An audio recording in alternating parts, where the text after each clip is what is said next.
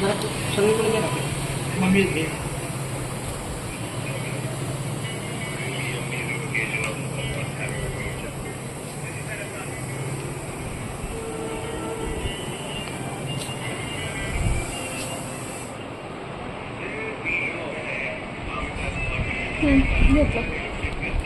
रामकृष्ण हरी.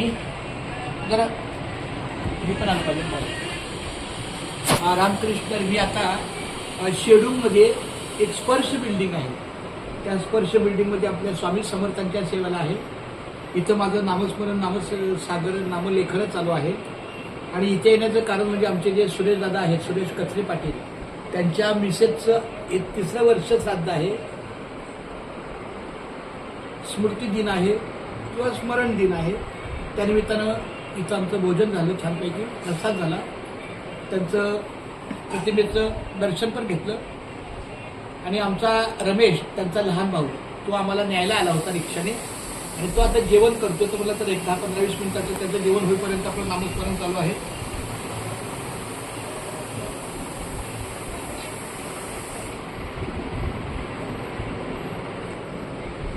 रामकृष्ण हरी विठ्ठल केशवा गोविंद माधवा.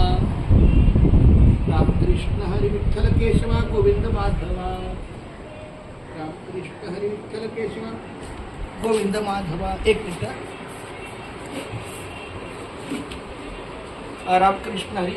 ही जागा इतकी सुंदर आहे. स्वामी समर्थांच्या चरणाशी मी थांबलेलो आहे. आधीमध्ये सुद्धा जेव्हा इथे येईल तेव्हा इथं नामस्मरण लिहित असतो.